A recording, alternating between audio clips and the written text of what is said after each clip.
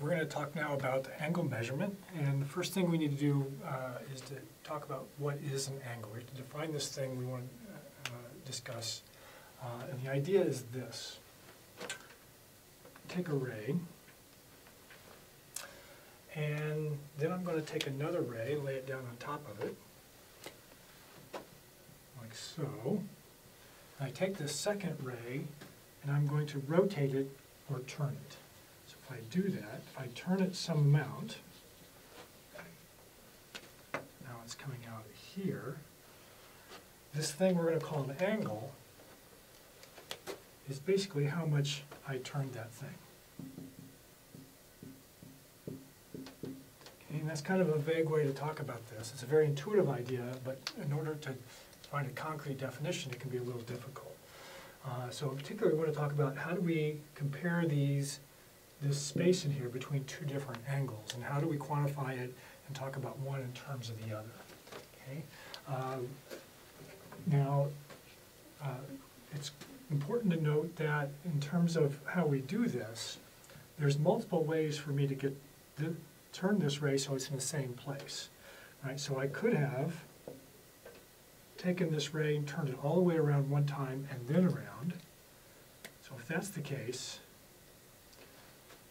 that angle would be like that. So just thinking about it in terms of this space between here is a little problematic.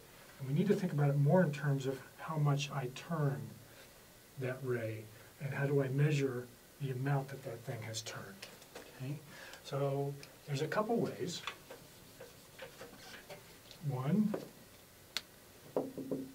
is to think about it of percent of a circle or percent of a full revolution. Okay, so if I were to think about 25%, that would be a quarter turn. That means I'm taking my initial ray and turning it this way, so I have a right angle.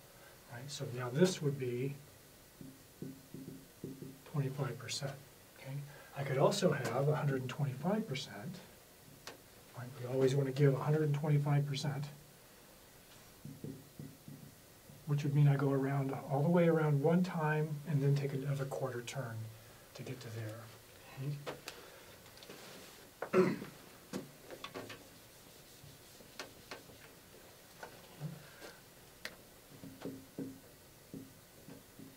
Another way to think about this is degrees, and with degrees the idea is you just arbitrarily decide we're going to put 360 degrees in a full turn.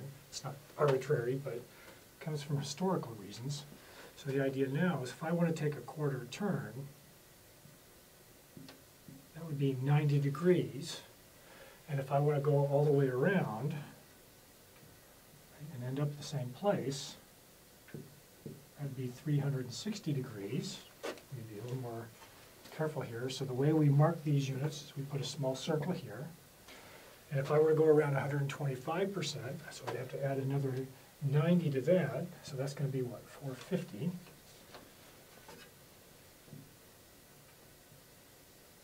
So we go all the way around and then a quarter turn. When I say, it's very sloppy. It's 450 degrees. Okay. There's a third way. This third way we're going to call radians. And with the third way, we're going to take a different approach. All right? Okay. So the third way is we can measure this thing in radians. And this is going to be more of a geometric approach. And we're going to have to back up and rethink about what we mean about when we talk about these angles or this idea of turning a ray or rotating things. So the idea is this. Let's back up and reimagine this. So instead of thinking about taking the two rays and rotating them, let me take a circle, and if I start at the positive x-axis, and then I rotate that up around, I can rotate it up through some angle. I'm going to take a straight line from the center to the edge of that circle. And if I do that, I've now defined a sector. Okay, and notice that this has to be the radius, that's the radius. And if I was an ant walking along the edge of the circle, and I walked along there, that ant would mark out some distance. We're going to call that distance S.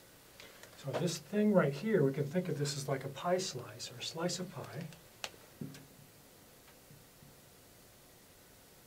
And that thing is going to have the same angle there.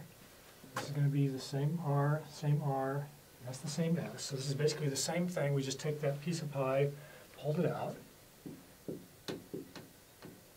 And we can't call it a piece of pie because we're in college now, so we're going to call that a sector. And we're going to ask what's the relationship about these different things in this vector, or this sector. Okay, so these different things, the radius, the angle, and this distance S, all have a relationship to one another, and we have to figure out what that is. Okay? So let's back up. Let's forget about our circle for now. Just focus on the sector. Okay.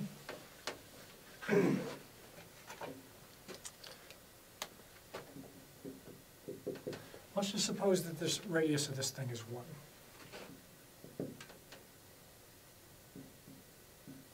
Okay. The thing to notice here, that's a 1, that's a 1, is this, as I change theta, or this angle, this distance that the ant would walk across to get along the edge of this thing is going to change. So if I make the angle bigger, this is going to get bigger. And if I double this angle, I'm going to double this distance. So if I triple the angle, I'm going to triple the distance.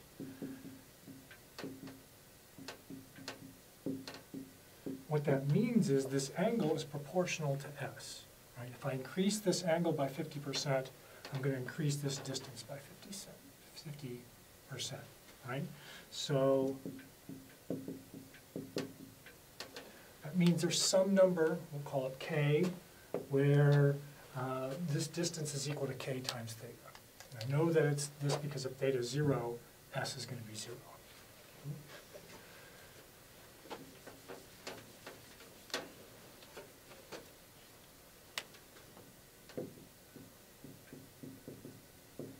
Okay, let's do the same thing now, but now instead of changing the angle, we're going to leave the angle as a constant, and we're going to change the radius.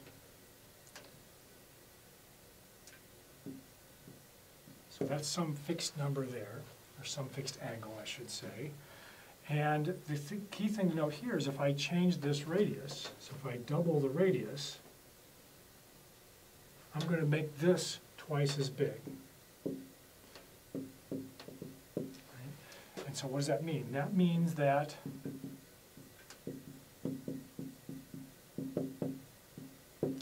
the radius is going to be proportional to S. If I double the radius, I'm going to double this thing here. Right? If I increase R by 50%, my S is going to increase by 50%. And if R is 0, my S has to be 0. So what does this all mean? This means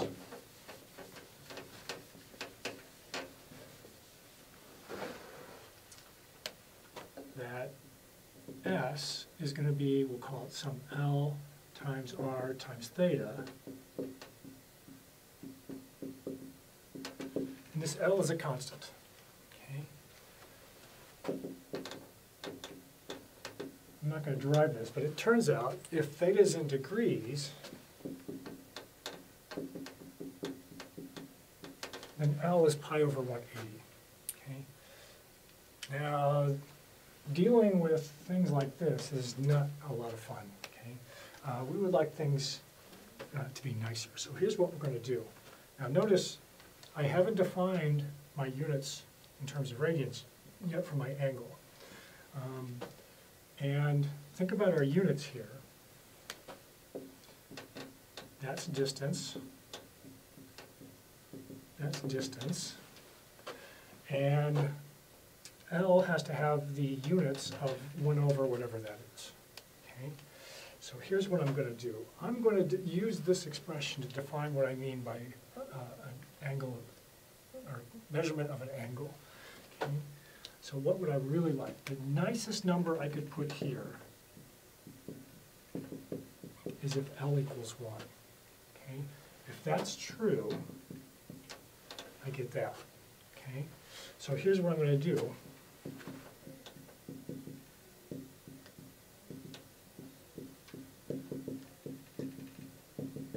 I'm going to define my units of measurement in terms of this expression, and I'm going to force L to be equal to 1. And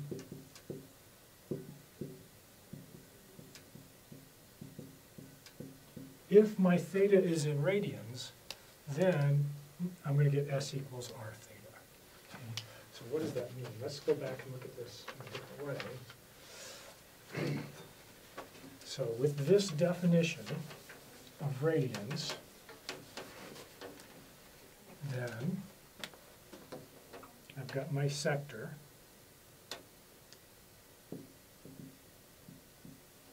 like so, and this distance here, right, so if the ant walks across this edge of the pie, or walks along the crust of the pie, that outside part, then S will equal R theta. But that's only true if I do these magical units called radians. Okay? And what's the key thing here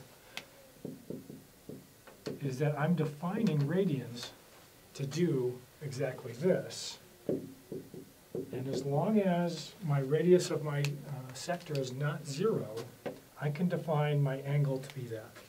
Okay? Nice things here. It makes sense if I have something like this. Okay, and now my angle, we'll call it theta, looks like that. That's R, and there's my S. I can do things now where I have a weird sector that goes around more than once. Okay. Now for the arc length here, I start there and I walk around, get to there, and then I keep going. And this relationship is still going to hold true. Okay, so even if my sector looks something weird like this, well, technically we may not call that a sector, but this relationship is still going to hold if I look like this, or just like the piece of pie we had before. Okay. All right, so now how do I interpret these things, and what do radians mean in terms of actual numbers?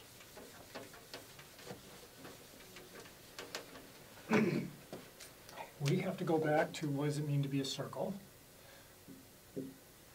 and what's the circumference of a circle? Well, the distance around the outside of the circle, we'll call the circumference, is equal to 2 pi r. Okay. So let's see, so if S equals R theta, so in this case, what will we have? We will have S is going to be equal to the circumference. It's going to be equal to 2 pi r. And what does this mean? This means then,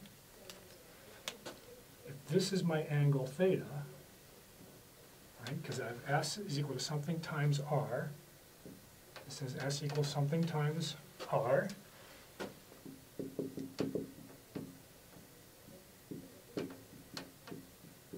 then 2 pi is one complete revolution around the circle. Okay? So one way to think about this is what 6.28 or so. That angle for taking one revolution around here is going to be equal to that 6.28 or 6.24, whatever that number happens to be. So roughly 6 1/4 radians in a whole circle. Okay? So if I want to talk about what happens in a quarter circle, so if I have a right angle, okay, in that case, right, so this is what, 25% of this full circle? Well, if the full circle is 2 pi, and I'm going to multiply by 25%, we'll call it 1/4. That gives me pi over 2. So a right angle is roughly 1.57 or so radians, or pi over 2 radians to be exact. If I want to know what happens to half of a circle, in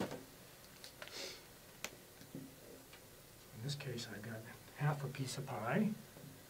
Okay, so that's r and that's r. So this is my sector, and this is the distance s here. So let's see, so now I've got a circle, or sorry, sector made up of 50% of a circle. So a whole circle is 2 pi. So half of that is just going to be pi radians. So this angle here is going to be about 3.14, or exactly pi radians for that. If I want to go around to get 3/4 of a circle, so there's my angle here. Okay, this is r and this is s. Okay, so this is 75% circle, so I've got 2 pi radians times the 75% is going to be 3 pi over 2 radians. Okay, thank you. Oh, sorry, one last thing. Almost forgot. And I need to be a little bit careful in that it's possible to go all the way around a circle and go all the way around again, right? And then maybe go around all the way again. So if I do 3 revolutions, what's this angle? 1, 2, 3. Well, if I go 2 pi for 1 revolution times 300%, that will give me 6 pi radians. Okay? So next time you're on the half pipe and you go across the edge and you do a 1080, you're really doing a 6 pi.